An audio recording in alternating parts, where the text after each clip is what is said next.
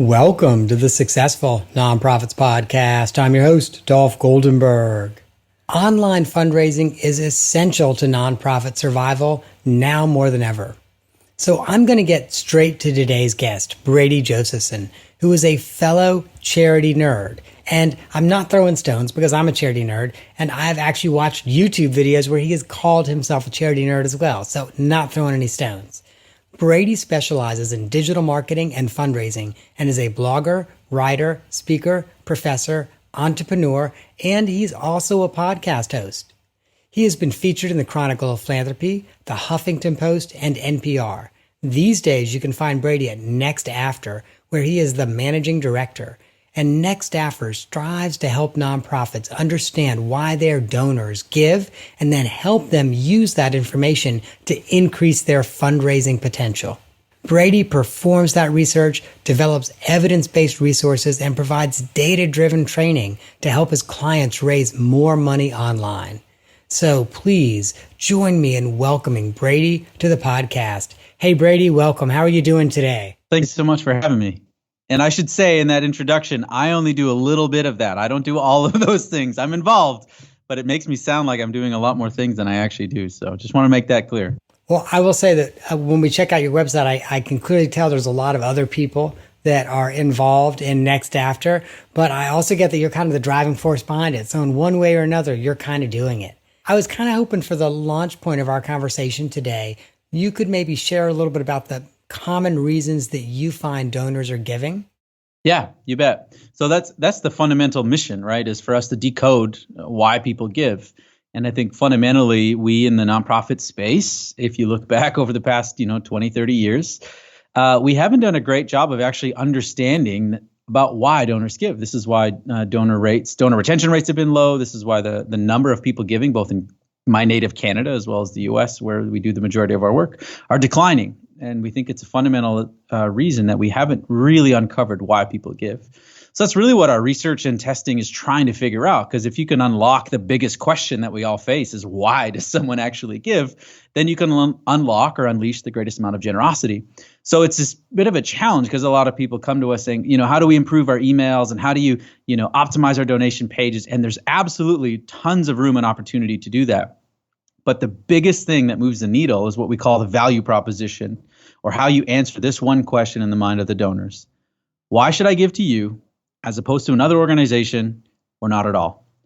Whether you're sending an email, whether you're having a phone call, whether you're face-to-face visit, fundamentally at a high level, this is the question that we are all trying to answer in the mind of our donors. And it's the hardest question for us to answer, but it's the most important and imperative thing. So that's what we spend a lot of our time actually trying to focus and research and test. So that's really what a lot of our focus is trying to do, is trying to use two different forms of research to try to figure out why do people give. And if we can decode that, then we can do a better job in terms of emails, landing pages, donation pages, all that kind of good online digital stuff. So that's really what we're trying to answer and try to figure out. So the $64,000 question, I obviously have to ask because my listeners are going to be upset if I don't, which is, what is that case that a charity makes? Why should a donor give to my charity as opposed to the other charity that maybe does something really similar? Yeah, so the methodology that we use to try to actually score and process and understand that question, there's two things. One, when it comes to answering the value proposition, we look at 4 different factors that you can use to answer the question. One is appeal. Does someone even like what it is that you're doing? Do they identify with your cause? It's something that's normally pretty ingrained within them. There's exclusivity. What makes you different? What makes you unique than the organization down the street, down the block, online compared to any other number of organizations? Credibility or trust. Do people actually believe in what you say? Is there a third-party validation that can say, yes, this is a quality organization? And the one that I think is actually most important and most useful for most nonprofits is actually clarity. Clarity is the thing that we often look at and we say clarity trumps persuasion. So you can build a value proposition or an answer or case for support or however you want to define it that touches on things like why someone should identify with your cause, why someone should trust or believe you, what actually makes unique. Fundamentally, we do a poor job at just being simple and being clear. I always tell the story about one of the first organizations that I worked for as a microfinance organization, international development. And I loved the model of microfinance. I was a bit of an international development nerd. That's why I got into the whole nonprofit space. I love the model. I love the sustainability. I love the numbers. And so my love and a lot of our donors' love for that, major donors, led to our communications being very much pretty sophisticated and high level. And if you'd actually step back, you'd be like, well, what the heck do you even do? Great, you've got loan repayment rates and how many go to women, but like fundamentally, what is the clear, simple, tangible thing that you do? And we helped primarily women get out of poverty, right? And so our message, and nonprofits do this all the time, it's so complicated, carry so many different voices, the board member, the ED, the focus groups, the consultants, and it ends up being very vague statements, right? We provide hope and healing to kids. It's like, great. I still don't know what you do, right? So clarity is the one that we see is often most lacking when it comes to answering that question.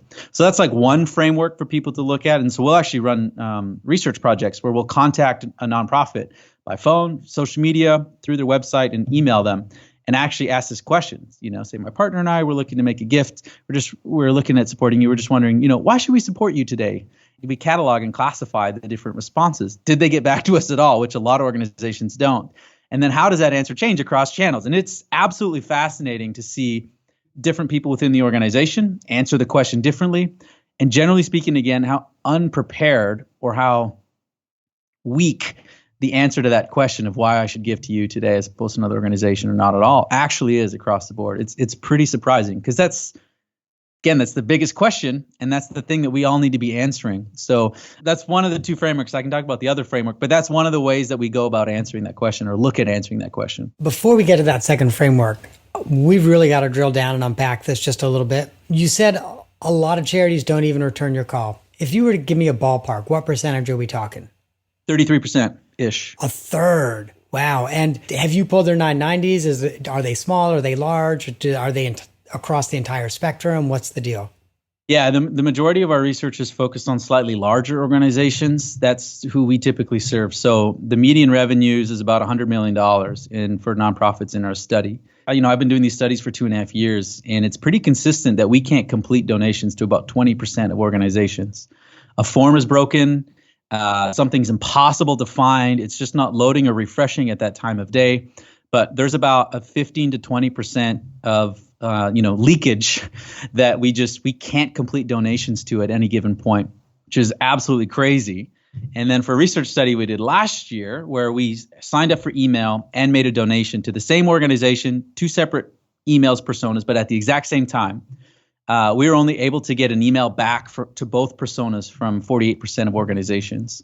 Really? And again, again. And most of the brokenness was on the email sign-up form side of things where we think, again, we're only monitoring the user experience side of things in this research study. So we don't know what's broken necessarily on the other side.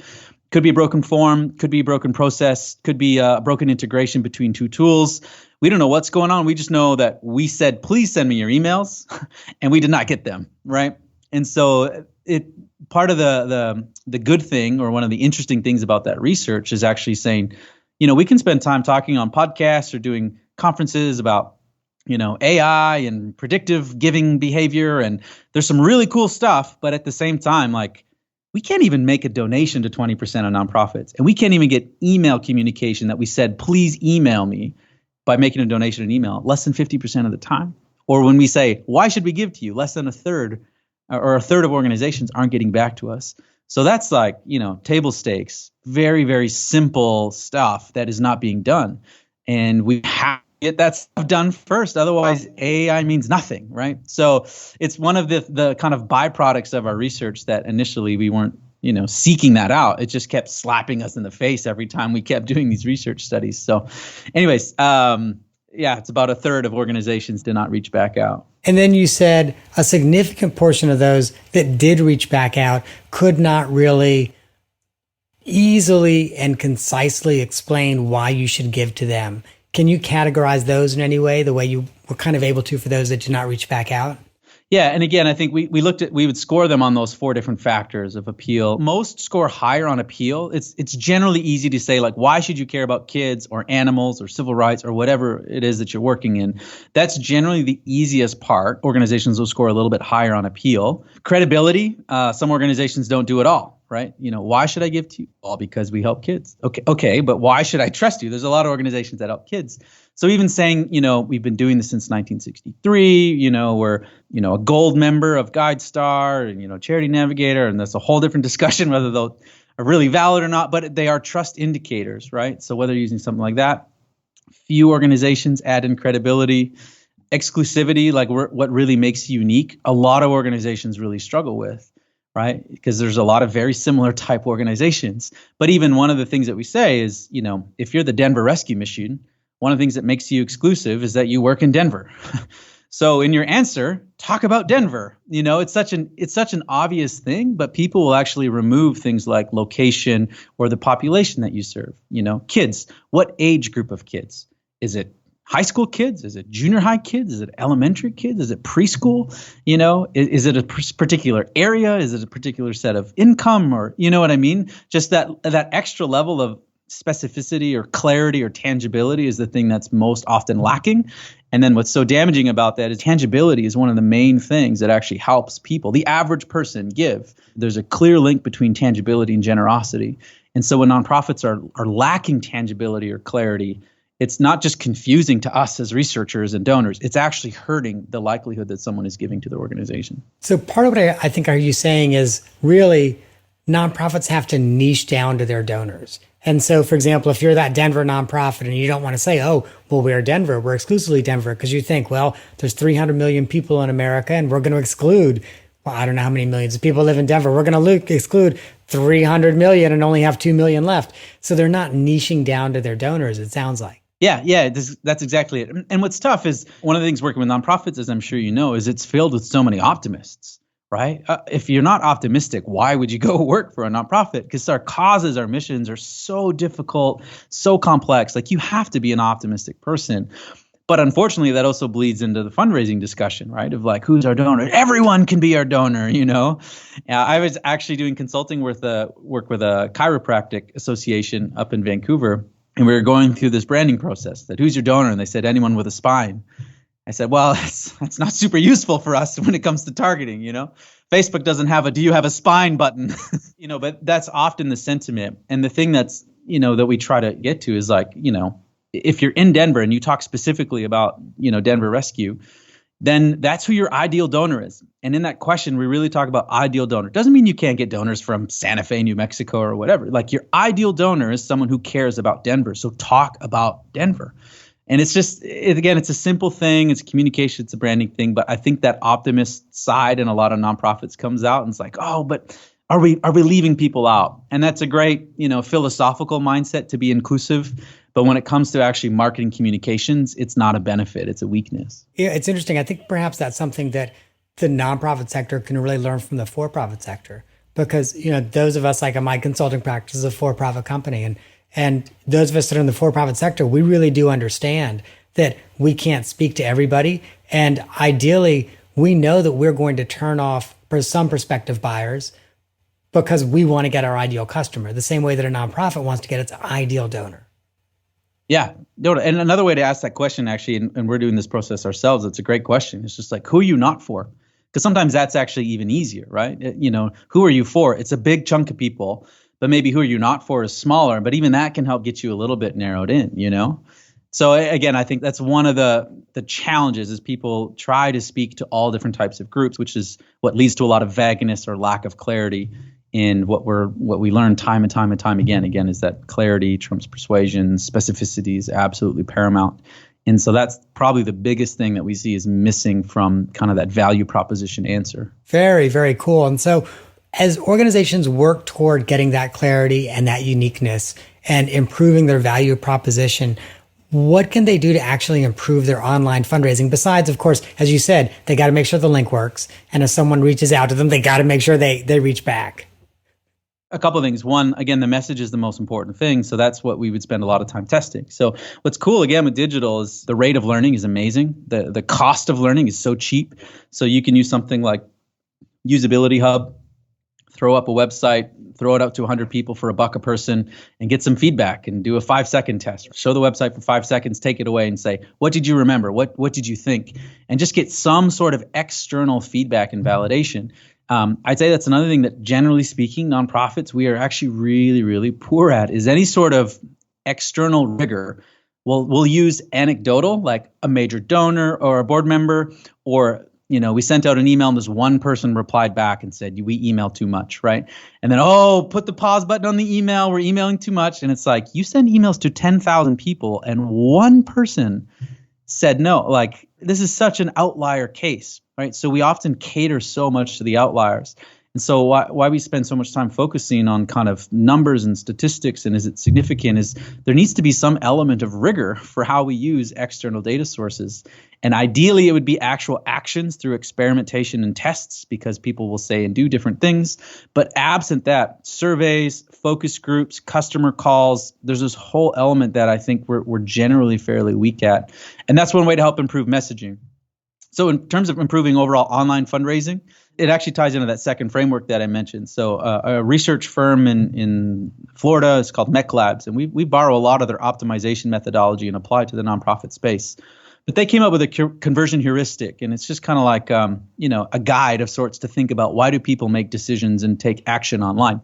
And this kind of heuristic or equation is 4M, so 4 times someone's motivation, plus 3V, their understanding of the value proposition, minus 2I minus F, so incentive minus friction, minus 2A. It's not great to do this on a podcast. Normally there's a visual that shows that.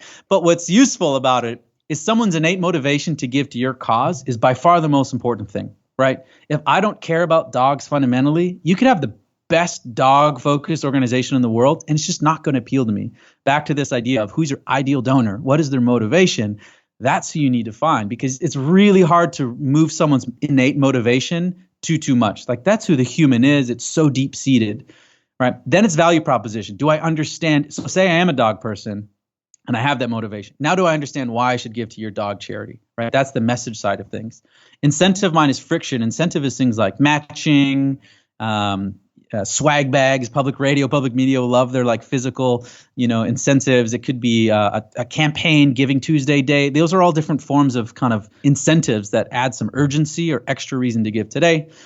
Friction's anything that stands in the way of a donation. Could be confusion friction. I don't know where to go. Could be decision friction. You've got 118 drop-down funds. I don't know which one to support.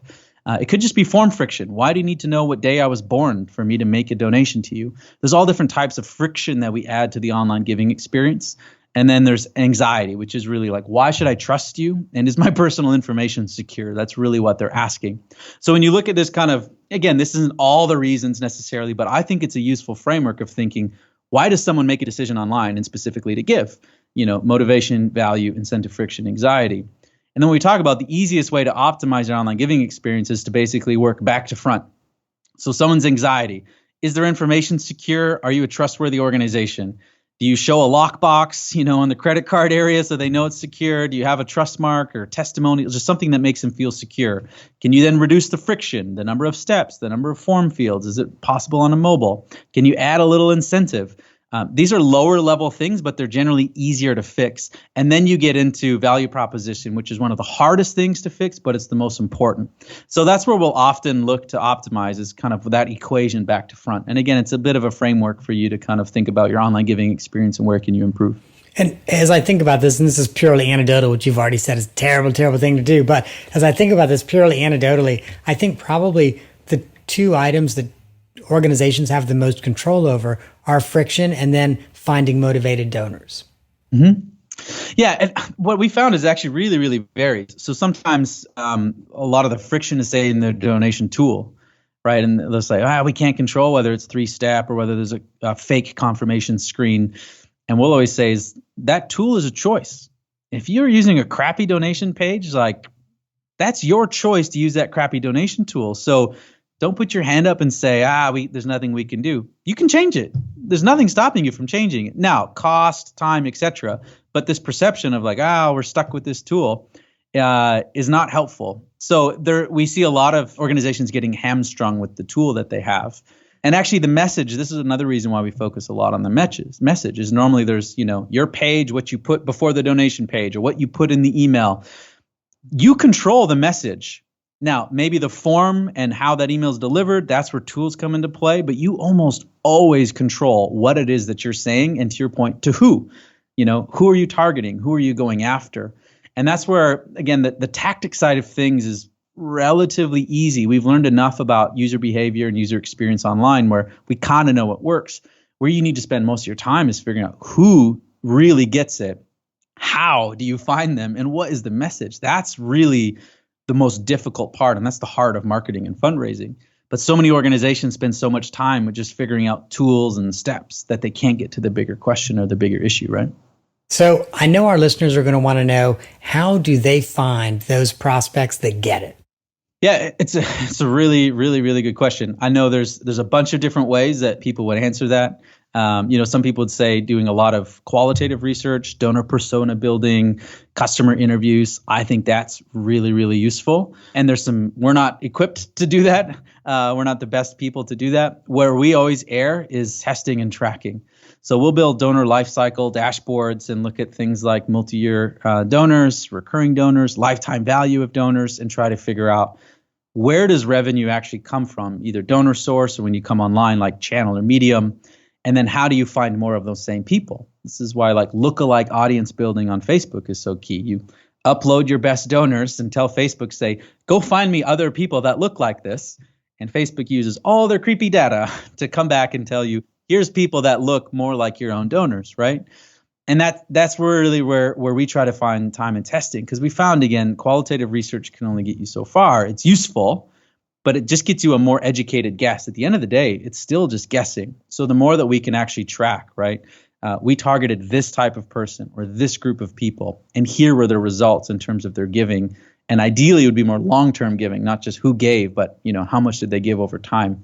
And then once you kind of figure that out, then you can try to say, here's what that person looks like. Here's how we know that they give. And then you can try to find me more of these people, right? But it's really about a data and tracking issue.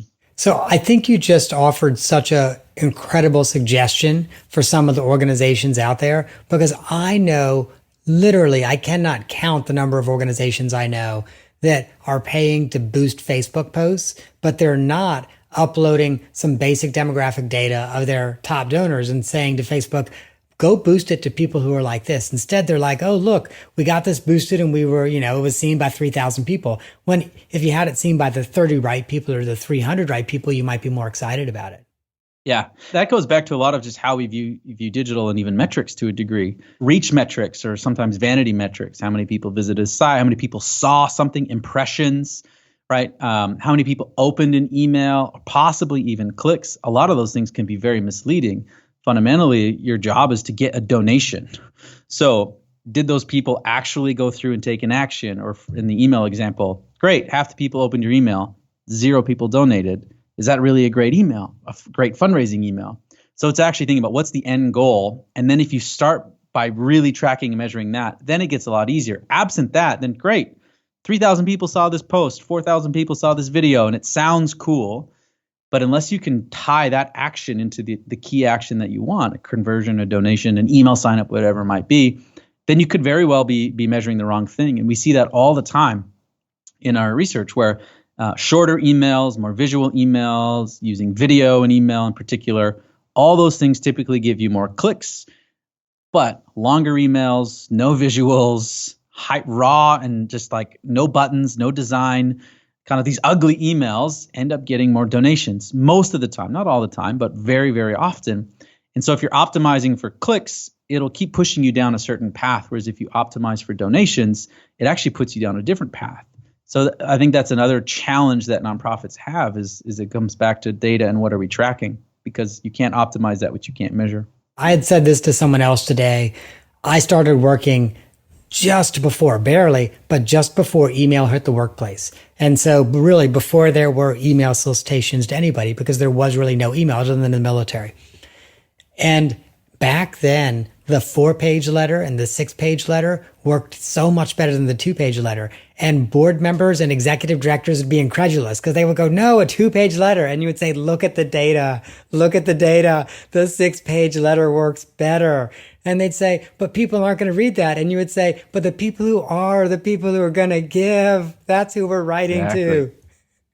And what's so funny is we have to relearn almost all of those same core principles that we kind of learned in direct mail testing, all over again on the web. Now, there's obviously some differences in things like that, but so much of what we learned in direct mail is actually true and online. And that's because really good testing doesn't test channel, it tests human behavior, right? And people that can actually connect with a message, especially emotionally, are the ones most likely to give.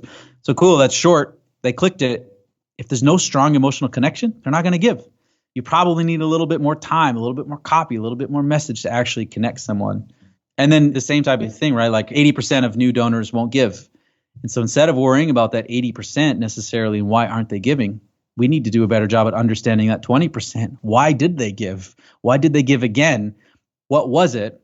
And then do more of that, right? Those are the two sides of the coin. And I think we spend so much time on kind of the loss side in the donor side that maybe we don't spend enough time really understanding those who are actually giving. And then how do we get more of them, right?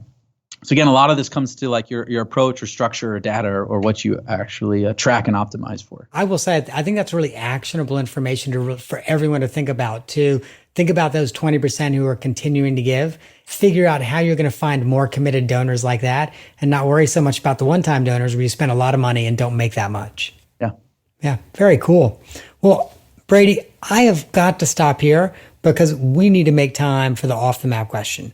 And the off the map question, it just lets listeners get to know you a little bit better. Now, you had shared with me before we recorded that you had about 5 days notice that you were going to be a parent. Most people have a lot more time than that. So I think I need an explanation. Yeah, sure. I mean, I don't know how much time we have, but at one level we had, 2 years or so to prepare, but the reality is, we had 5 days. So for whatever reason, my wife and I, we weren't able to get pregnant, and we started going through the kind of testing process, and it was inconclusive. And then before we went to the next rung, we just kind of paused and, said like, well, why don't we just adopt? We had talked about adopting before we were even married, actually, is something that we would want to do. And we thought, yes, we just thought maybe we'd have a few of our biological kids and then adopt, but your greatest plans, like, just gone. So we said, well, forget this. Instead of, testing and going down that path, and I know people go down that path, for us, we said, let's just go down the adoption path. That's a long path. If you know anyone who's gone down the adoption path, it's a long journey. There's courses and certification.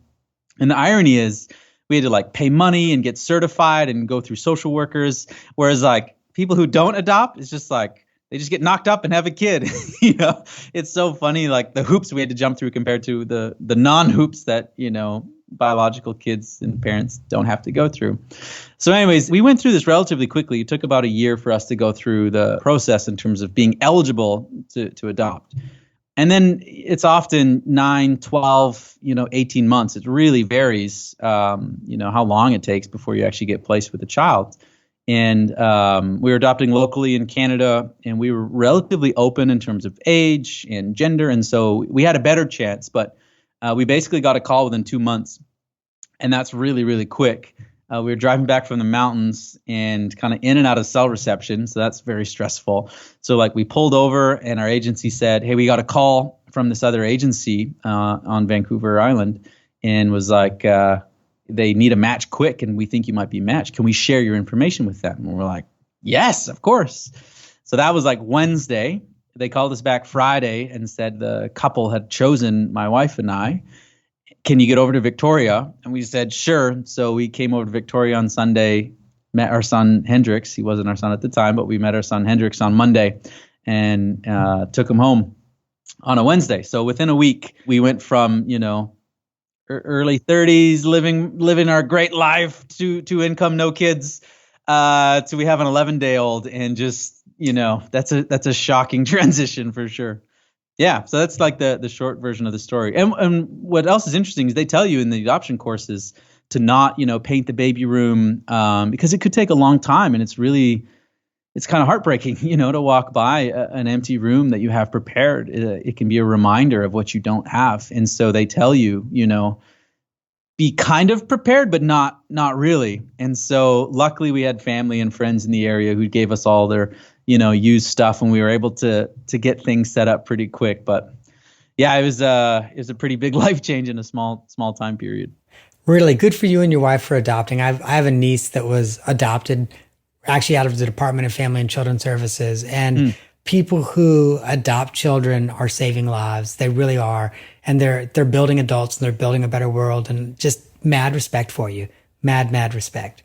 Thank you. Yeah, and it was interesting when we went down that path initially, it was nothing about trying to be great people necessarily, or saving lives or any sort of calling. It was a small component, but honestly, it was we'd like to start a family and we can't, and so this is one route. And then what changed through that is actually our interaction with the birth mom and the birth family, and the impact that we actually have on Hendrix's life. That's taken on a lot more meaning for us as we've gone on, is kind of the importance and the gift and blessing, and how do you steward that. But that really wasn't a part of the process early on. So people I appreciate the respect, and there's a lot of people that adopt, and it is difficult, and they deserve a lot of respect. But for us, it was really just a way to start our family. I do. I just have mad respect. My husband and I, obviously, we cannot biologically have children because, I guess we could have a surrogate, but the two of us by ourselves cannot biologically have children. So it would be an intentional decision on our part. And we talked about it for about 5 seconds. Do you want kids? No. Do you want kids? No. And that was it. But even though we don't want kids, just mad respect for anyone who raises kids, and certainly anyone who's very intentional about raising kids. And when you adopt, it is the most intentional way to get a child. So really, good for you guys. Thank you. Yeah. I mean, we could talk on and on and on about adoption and the process, but I know we got other things to get to. So that was a bit of our journey. Well, Brady, thank you so much for sharing that, and thank you for coming on the podcast today. Listeners, if you would like to learn more about Brady and Next After's research and how you can use it to improve your own organization's fundraising, then make sure you check out Next After's website at nextafter.com. At that website, you can find out more information about memberships and courses that you can take that, again, will help you improve your fundraising. And if you go to nextafter.com/pod, they have a special landing page with discounts for those memberships and those courses. Finally, be sure you follow them on Twitter, LinkedIn, and Facebook. Hey, Brady, again, thank you so much for coming on today. Thank you so much for having me, and thank you so much for the work that you do. Even though those URLs were pretty easy, have no fear if you missed them, dear listener. Just head over to our website at successfulnonprofits.com, and we will link to those. We'll have a transcript. We'll have time-stamped highlights. Everything that you've come to expect from our show notes, you will find there at successfulnonprofits.com. And if you enjoyed today's show, I've got an ask for you. Sign up for our weekly email newsletter, which is funny because Brady was just talking about you sign up and then you don't get anything. And admittedly, the newsletter's been on hiatus for about 5 or 6 months as we've had some staffing changes. But we are relaunching it, so make sure you sign up for it. And let me just say, the podcast is the tip of the iceberg in terms of the great content we produce and share with our listeners. So if you want more, sign up online at successfulnonprofits.com for our newsletter. And that is our show for the week. I hope you have gained some insight to help your nonprofit thrive in a competitive environment. I am not an accountant or attorney, and neither I nor the Goldberg Group provide tax, legal, or accounting advice. This material has been provided for informational purposes only, is not intended to provide, and should not be relied on for tax, legal, or accounting advice. Always consult a qualified, licensed professional about such matters.